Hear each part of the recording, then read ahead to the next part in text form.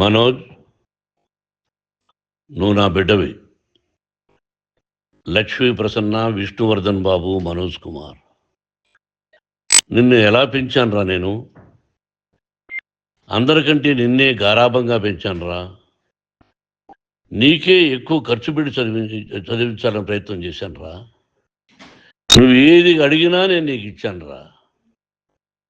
కానీ ఈ రోజున నువ్వు చేస్తున్న పని బిడ్డల గుండెల మీద తంతారంటారే, అలా తన్నేవరా. మనసు ఆవేదనతో కింగిపోతుందిరా. నేను మీ అమ్మ ఏడ్చుకుంటున్నావురా. జర్నలిజం ఉన్నది లేనిది, లేనిది ఉన్నట్టు రాస్తున్నారా. నువ్వు నన్ను కొట్టడం ఏంట్రా? నా బిడ్డ నన్ను తాకలా. ఇద్దరం ఘర్షణ పడ్డాం కొన్ని కారణాల వల్ల. ప్రతి ఫ్యామిలీలోనూ ఉంటాయిరా ఇవి. లేనివాడు ఎవరైనా ఉంటే ప్రపంచంలో ఒకరున్నారేమో, 1% ఉంటుందేమో. అటువంటి వాళ్ళ ఇంటికి వెళ్ళి కాళ్ళు గడిగి నిద్ర పూసుకోవచ్చు. భారత భాగవత రామాయణాలు చూశావు కదరా. ఏమిటిది? మీ అమ్మ ఎంత కుమిలిపోతుంది ఈ రోజున హాస్పిటల్ చేరింది. నీ వల్ల హాస్పిటల్ చేరుతాను.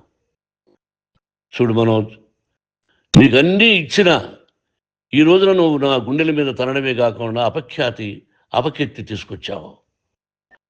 ఏదేదో రాశావు, ఏదేదో చెప్తున్నావు. కొంతమంది జర్నలిస్టులు ఉన్నది లేనిది, లేనిది ఉన్నట్టు రాసేవాళ్ళ తత్వం వాళ్ళకి. ఎందుకంటే టీఆర్పీ పెరగాలి. ఇది వాళ్ళ నైజం. మనం మార్చలేము.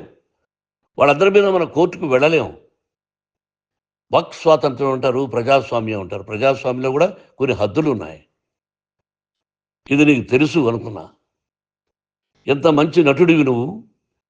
నీ భార్య మాటలు విని తాగుడికి అలవాటు పడిపోయావు. వింటున్నావా మనోజ్?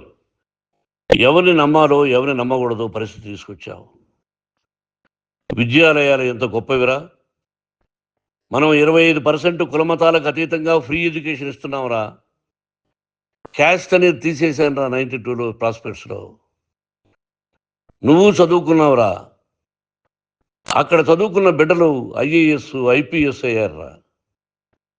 ఎంతోమంది గొప్పవాళ్ళు అయ్యారా. నువ్వు నటుడుగా ఎంతో గొప్పవాడివి. తాగుడికి అలవాడబడి నువ్వు నీ భార్య ఇంట్లో బిహేవ్ చేస్తున్న విధానం ఆ భగవంతుడు సర్వేశ్వరుడు తెలుసు.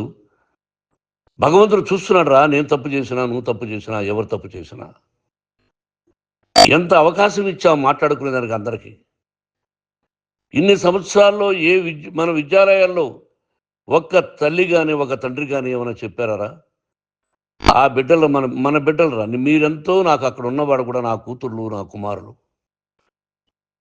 ఎంతమందికి ఫ్రీ ఎడ్యుకేషన్ ఇస్తున్నావు. వాడి దగ్గర ఏది ఆశించలా. నువ్వు ఎందుకు ఇలా తయారైపోయావు?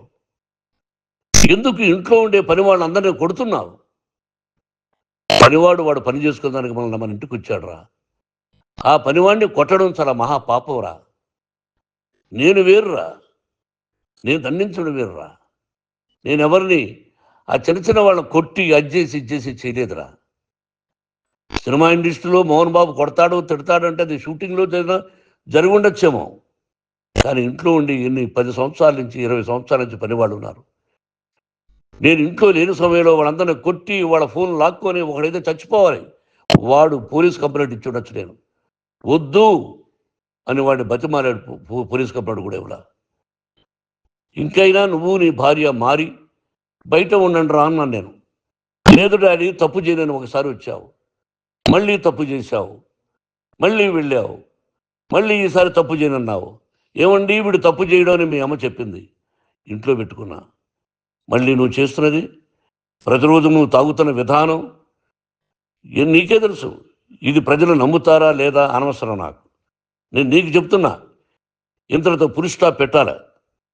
3 రోజుల నుంచి రకరకాలుగా రాస్తున్నప్పుడు నా మనసు ఆవేదనతో ఉంది. మళ్ళీ చెప్తున్నా, Mohan Babu university is greater than temples. Greater than temples. బిడ్డలను కాలేజీలో చేర్చుకునే ముందు చెప్తారు, అన్నయ్య ఎంత ఉంది యూనివర్సిటీ రూల్స్, ఇది మా పద్ధతి, మీకు ఇష్టమైతే చేర్చండి. గవర్నమెంట్ బిడ్డల్ని గవర్నమెంట్ ఏమి ఇస్తుందో ఇంత పర్సంటేజీ వాళ్ళకు కూడా మీ దగ్గర ఎందుకు డబ్బు తీసుకుంటున్నాం అంటే దానికి అర్థం పరమార్థం చెప్పాము. దొంగతనంగా తీసుకోలేదు, ప్రతి దానికి చెక్కులు ఉన్నాయి, అది అకౌంట్ ఉంది. దానిలో తప్పులు జరిగితే డిపార్ట్మెంట్ ఉంది. కాలేజీలో ఇంకేమైనా తప్పు జరిగితే గవర్నమెంట్ ఉంది. ఇవన్నీ నీకు తెలుసు. ఈ రోజున ప్రపంచంలోనే నెంబర్ 1గా చేయాలని మీ అన్న కష్టపడి ఇతర దేశాల్లో నెంబర్ 1 యూనివర్సిటీ టైఅప్ చేశాడు. ఈ రోజు నువ్వు చేసిన విధానం ఏమిటి? నువ్వే ఒకప్పుడు నాకు ఇవి ఏమొద్దు, నేను యాక్టింగ్ అన్నావు. ఈ రోజున ఏం చేస్తున్నావు? విద్యాలయాల మీద పడ్డావు. తల్లిదండ్రులు చాలా గొప్పవాళ్ళరా. కొంతమందికి డబ్బు కట్టలేకపోవచ్చు, కట్టని వాళ్ళకు కొంత సహాయం చేసాం, అంతా సహాయం చేయలేము. బ్యాంకుల్లో డబ్బు కట్టాలి, లెక్చరర్స్కి డబ్బులు ఇవ్వాలి, యూనివర్సిటీ బ్రహ్మాండంగా నడపాలంటే మంచి లెక్చరర్స్ కావాలి. ఇవన్నీ తెలిసి చేస్తున్నావురా 32-33 సంవత్సరాల నుంచి. అది పక్కన పెడితే అందరినీ కొట్టడానికి వస్తావు, మీ అన్నం తిడతావు. ఒక వ్యక్తి వినయ్ గారని ఆయన వ్యక్తి హెల్ప్ చేయడానికి వస్తే ఆ వినయ్ ఎవరు లజ్జాగుడికి చంపేస్తాను వాడు అన్నావు. ఇవన్నీ ఎంత తప్పురా? అంటే మీ నాన్నగారికి ఎవరు సహాయం చేయడానికి వస్తే వాళ్ళందరినీ లజ్జాగుడుకులు అంటావు, చంపేస్తానంటావు. మీ అన్నను చంపేస్తానన్నావు. చంపరా చూద్దాం మీ అన్న, నేనే అన్నా. తాకరా నీ ధైర్యం ఉంటే అన్నా. ఎంతమందిని చంపాలనుకుంటున్నావు, ఎంతమందిని చేయాలనుకుంటున్నావు, నువ్వు ఏం సాధించాలనుకుంటున్నావు? ఆలోచించుకో. ఈ ఇంట్లోకి అడుగు పెట్టడానికి నీకు అధికారం లేదు. ఇది నా కష్టార్జితం. మా నాన్నగారు 10 రూపాయలు 10 పైసలు కూడా ఇవ్వలేదురా. మంచి జన్మనిచ్చాడు మా నాన్నగారు. మద్రాసుకు వెళ్ళి వీధుల్లో అడుగు తిన్నాను రా. ఒక పూట కూడా భోజనం లేకుండా అడుగు తిన్నాను రా. న్యాయంగా మోహన్ బాబు తిడతాడు కొడతాడంటారు కానీ మోసగడనం లేదురా. నీట్ పార్లమెంటేరియన్గా బయట వచ్చాను రా. నువ్వు నా పరువు ప్రఖ్యాతులు మంట కలిపావు. ఏమిటి నేను చేసిన అన్యాయం? నీకు జన్మనిచ్చాను, అదా నేను చేసిన పాపం. అందుకే ఇది నా ఇల్లు అన్నావు. నువ్వు నీ ఇల్లు కాదు, నీ కష్టార్జితంతో నువ్వు సంపాదించుకున్న ఇల్లు నీది. ఇది నా డబ్బు, నా కష్టార్జితం. నా కష్టార్జితంలో నేను పిలిస్తేనే మీరు ఇంట్లోకి రావాలి. అటువంటిది పోగొట్టుకున్నావు నువ్వు. ఆస్తులు అంటావా, ముగ్గురికి సమానంగా రాయాలా లేదా అది నా ఇష్టం. ఆస్తులు ఇస్తానా, లేకపోతే గంగపాలు చేస్తానా, లేకపోతే ఎవరికైనా దానధర్మాలు చేస్తానా, అది నాకు సంబంధించిందిరా. నా కష్టార్జితం రా. మీరు చేస్తున్న విధానం గుణగణాలు కావాలరా. మందు తాగచ్చురా. ఎంత తాగాలి? నేను కూడా 1 or 2 పెగ్స్ తీసుకుంటా. ఇది తప్పు కాదు, జనానికి తెలియాలి. నా డబ్బు ఇది. తాగి ఎవరిని కొట్లా, తాగి నేను తింటున్నా. అది ప్రజలకు అక్కర్లా. నేను తప్పు చేస్తేనే ప్రజలకు కావాలా. ఇవన్నీ ఉన్నాయిరా, ఇవన్నీ తెలుసుకో. జర్నలిస్ట్ సోదరులారా, మీకు నా గతాన్ని తెలుసు, నా భవిష్యత్తు, నేను ఎక్కడి నుంచి వచ్చాను కూడా మీకు తెలుసు. ఈ రోజున మీరు రాస్తున్న విధానం, నా బిడ్డ నన్ను కొట్టాడన్నారు, ఎంత తప్పు. ఈ రోజున నా బిడ్డ మీద కోపంతో అవును చెప్పచ్చు, కాదు. వాడు నా మీద చెయ్యెత్తలేదు. నేను ఘర్షణ పడ్డాం. ఘర్షణ వేరు, కొట్టుకోవడం వేరు. గాయాలతో హాస్పిటల్కి వచ్చి కుంటుకుంటుగా నడిచాడు. మళ్ళీ ఏమని పోలీస్ స్టేషన్కి వెళ్ళి చెప్పాడు. ఎవరో 2 ఉన్నారు, వాళ్ళిద్దరూ నా మీద దాడి చేశారన్నాడు. నా ఇంట్లో పనిచేస్తున్న వ్యక్తుల గురించి పోలీస్ స్టేషన్కి వెళ్ళి చెప్పవలసిన అవసరం అతనికి లేదు, హక్కు లేదు. పోలీస్ డిపార్ట్మెంట్ కూడా తెలుసుకోవాల్సిన విషయం. నా ఇంట్లో ఉండే వర్కర్స్ మీద నేను కంప్లైంట్ ఇవ్వాలి. నువ్వు పర్మిషన్ లేకుండా నా ఇంట్లోకి నువ్వు చొరబడి ఇల్లు నాదంటూ ఇంట్లో పనిచేస్తున్న వర్కర్స్ మీద కంప్లైంట్ ఇచ్చావు. అది ఎంతవరకు పోలీసు న్యాయమో రూల్సో చూద్దాం. పోలీస్ డిపార్ట్మెంట్ ఇంటికి వచ్చింది. వాళ్ళకి రాశాను ఉత్తరం, అయ్యా నేను సీనియర్ సిటిజన్ని, నాకు రక్షణ లేకుండా ఉంది, నా బిడ్డ వల్ల నా ఇంట్లో నుంచి నా బిడ్డను పంపించేసింది, ఇది నా ఇల్లని. వాళ్ళు నాకు సమాధానం ఇవ్వలేదు. ఇవ్వకపోగా ఎవరిని పట్టించుకోలేదు. ఇప్పుడు పోలీసు వాళ్ళు వచ్చి ఏమండి రూల్స్ ప్రకారం నా బిడ్డ ఇంటికి రాకూడదంటే మాకు హయ్యర్ డిపార్ట్మెంట్, హయ్యర్ అథారిటీ వాళ్ళు ఫోన్ చేశారు, మీరు ఎవరిని స్టాప్ చేయొద్దండి, బయట నుంచి ఎవరైనా వస్తే వాళ్ళని స్టాప్ చేయండి అన్నారు. 2 రోజుల నుంచి 10 మంది 20 మంది వస్తున్నారు. వాళ్ళు అలా చూస్తూ నిలబడ్డారు, వాళ్ళు ఫోటోలు తీసుకున్నారు, వాళ్ళ మీద మళ్ళీ వదిలేస్తున్నారు. ఎవరిని నిందించాలి? But I give respect to the police department.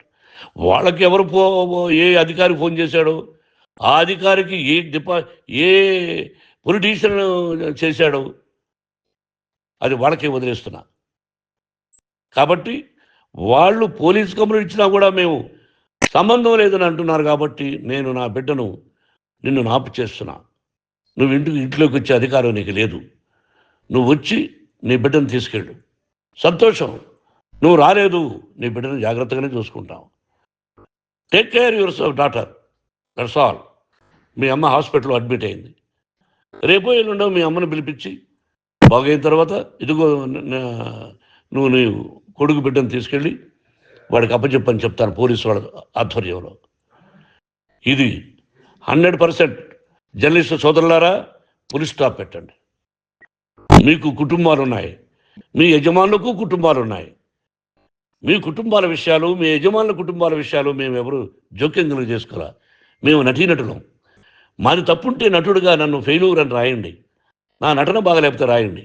But ఇంటి లోపల సందులో నుంచి చూస్తూ తప్పు చేస్తున్నామని ఉన్నది లేనిది ఉన్నట్టు రాయకండి. మీకు నా హృదయపూర్వక నమస్కారాలు. ఇన్ని రోజులు హృదయపూర్వకంగా ఎంకరేజ్మెంట్ చేశారు. ఆ ఎంకరేజ్మెంట్కు నమస్కారం చేసుకుంటూ I love you all. I love you police department. మీరు న్యాయంగా ధర్మంగా నడుచుకోండి, ఎవరికి తొత్తుల్లాగా ఉండొద్దండి అని మనవి చేసుకుంటూ నేను సెలవు తీసుకుంటాను. Thank you very much for all the journalist. ఇక్కడ పులి స్టాప్ పెట్టండి, పులి స్టాప్ పెట్టండి. Thank you very much.